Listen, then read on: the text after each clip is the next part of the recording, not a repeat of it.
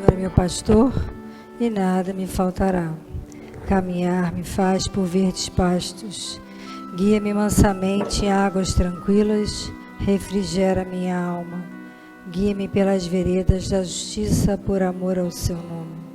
Ainda que eu caminhasse pelo vale da sombra da morte, eu não temeria mal algum, porque tu estás comigo. A tua vara e o teu cajado me consolam. Preparas uma mesa perante mim, na presença dos meus inimigos. Unge a minha cabeça com óleo e meu cálice transborda. Certamente que a bondade e a misericórdia me seguirão todos os dias da minha vida. E eu habitarei a casa do Senhor por longos dias. O Senhor é meu pastor e nada me faltará. Salmo 91. A pessoa que procura segurança no Deus Altíssimo e se abriga na sombra protetora do Todo-Poderoso, pode dizer a Ele: Senhor, Tu és o Senhor e o meu protetor. Tu és o meu Deus, eu confio em Ti. Deus livrará você de perigos escondidos e de doenças mortais. Ele o cobrirá com as suas asas e debaixo delas você estará seguro. A fidelidade de Deus o protegerá como um escudo. Você não terá medo dos perigos da noite e nem de assaltos durante o dia. Não terá medo da peste que se espalha na escuridão e nem dos males que matam ao meio-dia. Ainda que 1000 pessoas sejam mortas ao seu lado e 10.000 ao seu redor, você não sofrerá nada. Você olhará e verá como os maus são castigados. Você fez do Senhor Deus o seu protetor e do Altíssimo o seu defensor. Por isso, nenhum desastre lhe acontecerá e a violência não chegará perto da sua casa. Deus mandará que os anjos dele cuidem de você para protegê-lo aonde quer que você for.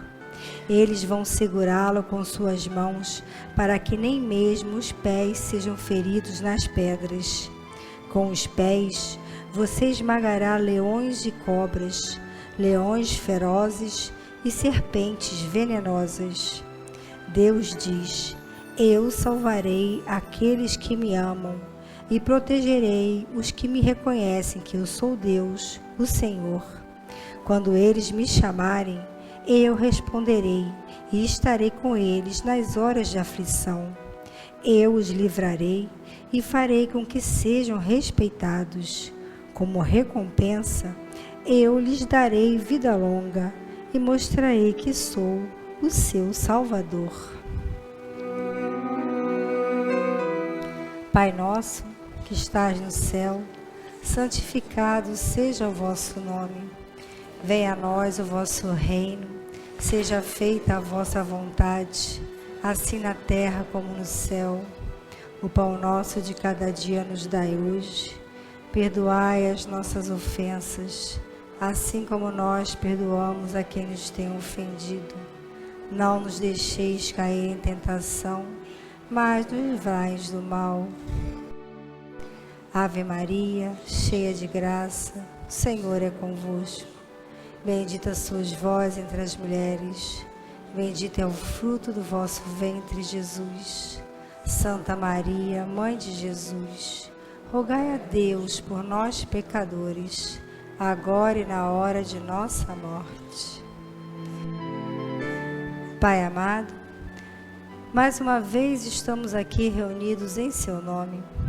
Queremos elevar as nossas vibrações, elevar os nossos pensamentos, saudar e agradecer a presença de nossos mentores, nossos guias e nossos irmãos espirituais. Saudamos ao nosso guia-mestre, nosso Pai Tupinambá, rogando que Ele nos proteja e nos oriente sempre. Saudamos a Oxalá, saudamos a Xangô e a Iemanjá, saudamos a Obaloauê e a Oxum.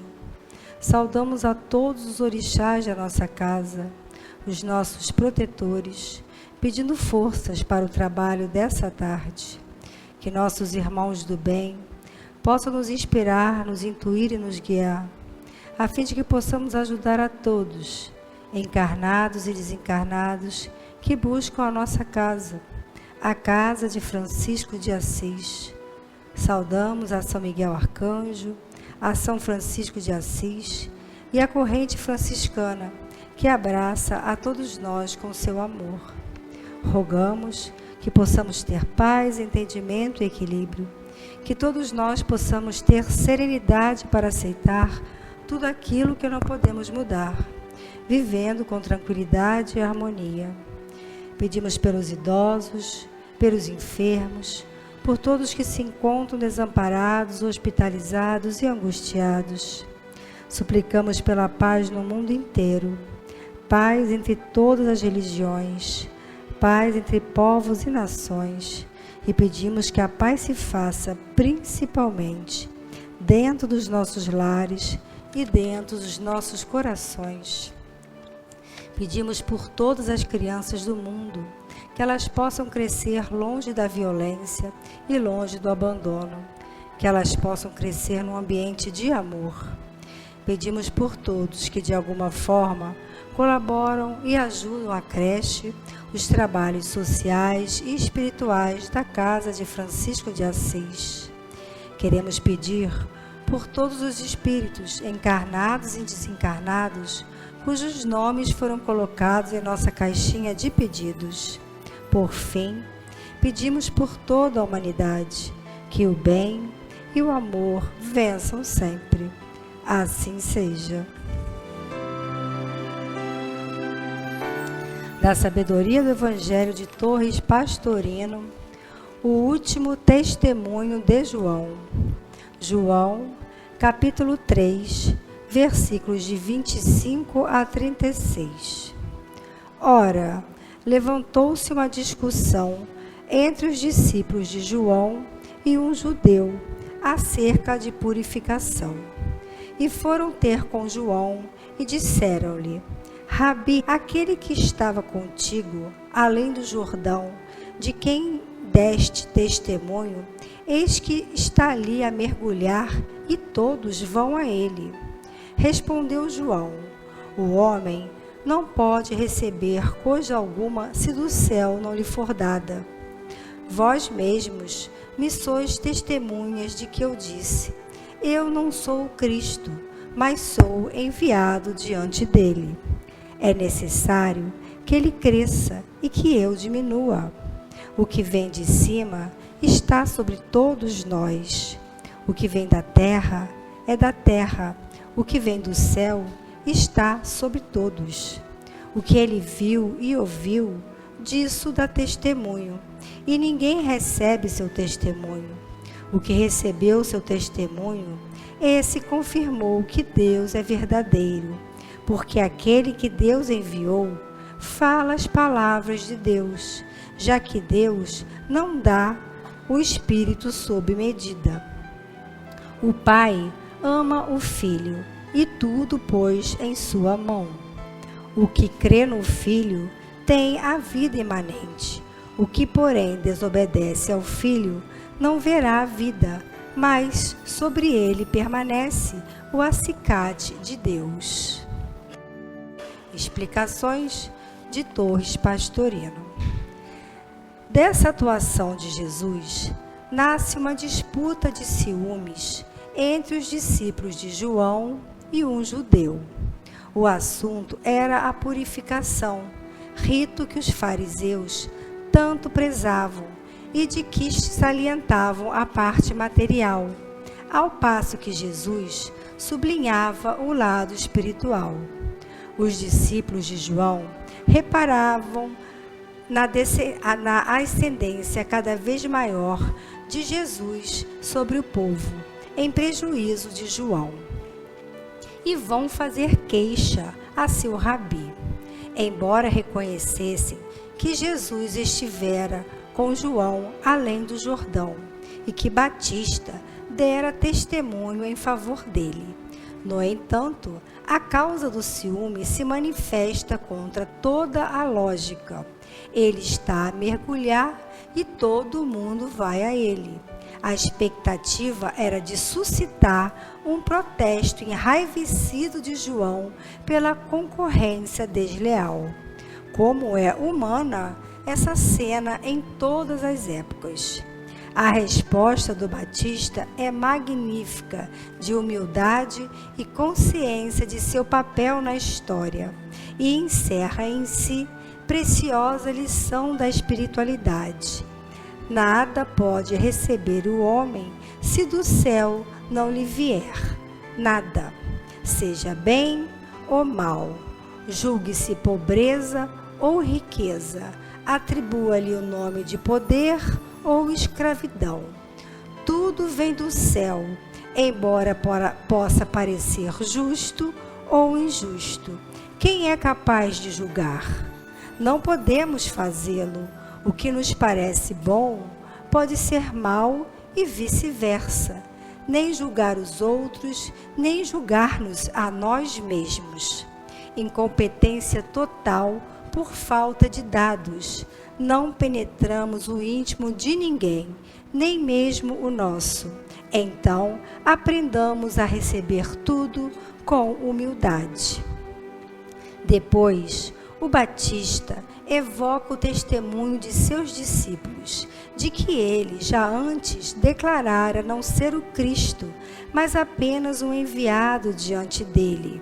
Quem tem a consciência da espiritualidade superior jamais se fará passar por quem não é.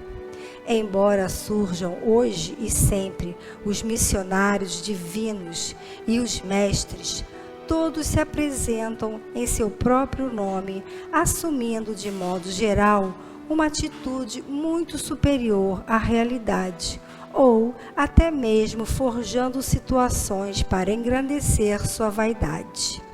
O Batista ensinou, com exemplo, como agir certo. Nada de arrogar-se prerrogativas imaginárias, frutos de sonhos vaidosos. O evangelista assume então a palavra e tece novos comentários. Passa a falar de Jesus, cujas palavras são as próprias do Deus interno, que ele exterioriza através dos puríssimos canais de sua humildade e de amor. Isso porque, quando o Espírito está uno com Deus, não há medida de restrição. O Pai ama o Filho e tudo colocou em suas mãos. E é aí que se declara a razão do livre-arbítrio que foi outorgado aos filhos de Deus e que tanto é respeitado pela divindade que em nós reside. Cada um conseguirá sua evolução na proporção de sua livre e espontânea vontade, com maior ou menor tempo. E é por isso que aquele que crê, que se unifica ao Filho, ao Cristo interno, possui a vida imanente. Mas quem lhe desobedece, preferindo a matéria, esse não participa de espiritual, mas sentirá sempre sobre si o acicate de Jesus.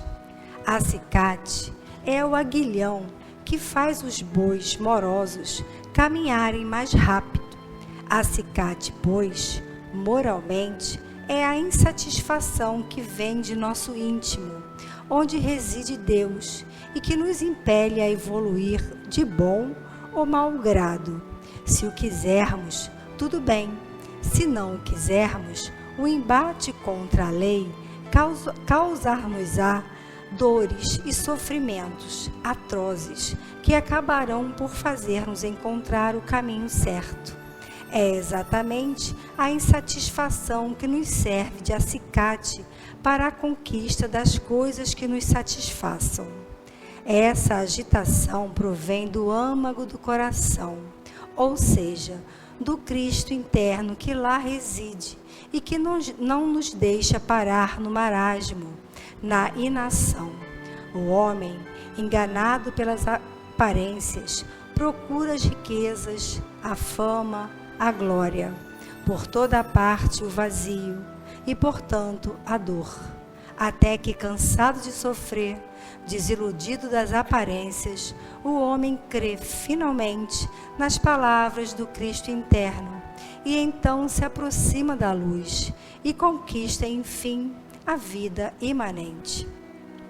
Precioso esse testemunho de João, pelo qual, mais uma vez, vemos confirmado o sentido oculto dos evangelhos, a interpretação simbólica e mística que nos traz o ensinamento profundo de toda a vida do Mestre, que nos veio revelar o caminho único para a verdade e para a vida. Esse evangelho, ele nos traz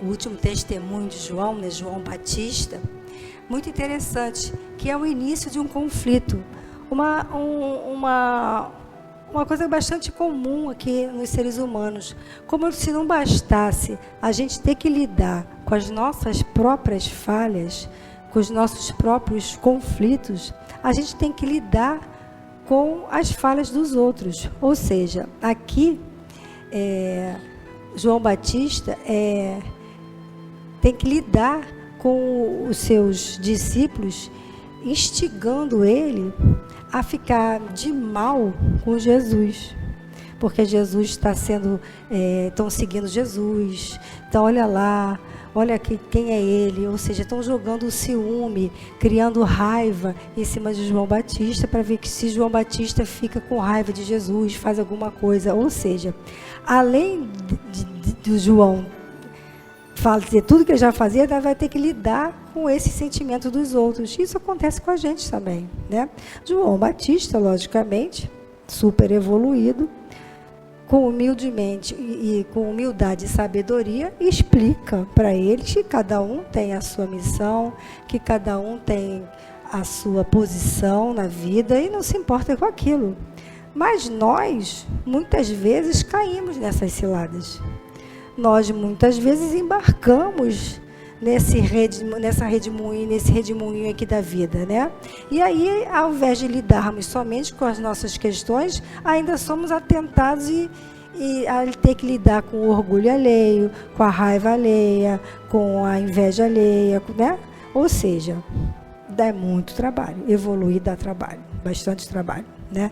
Então, a mensagem desse evangelho é para a gente prestar atenção que, graças a Deus, a gente não precisa do outro para evoluir. A gente não precisa do perdão que o outro não dá ao próximo para que a gente possa perdoar o próximo. A gente não precisa do amor que o outro não dá ao próximo para que a gente possa amar ao próximo.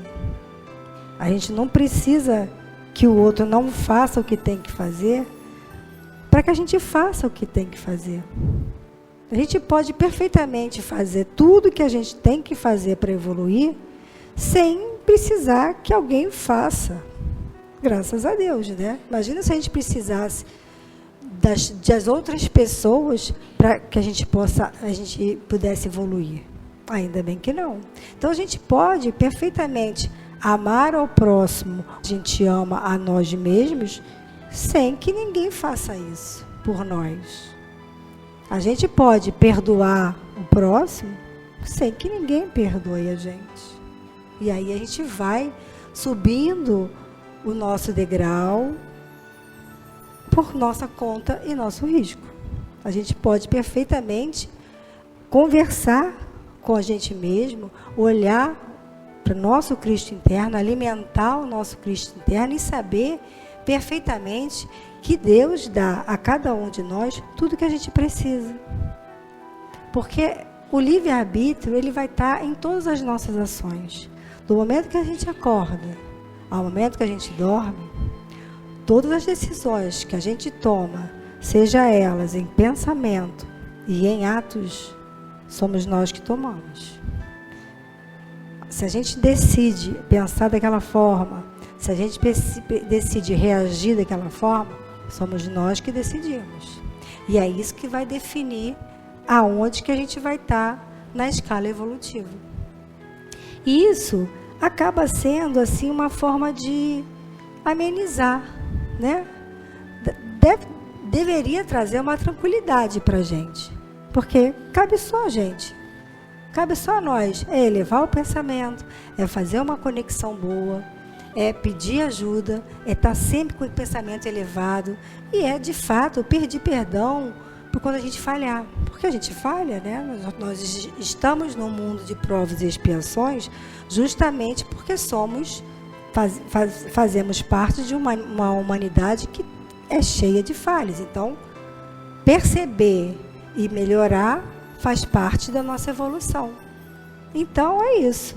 É participar, prestar atenção, autoavaliar, se conectar e estar sempre tentando melhorar, mas de uma forma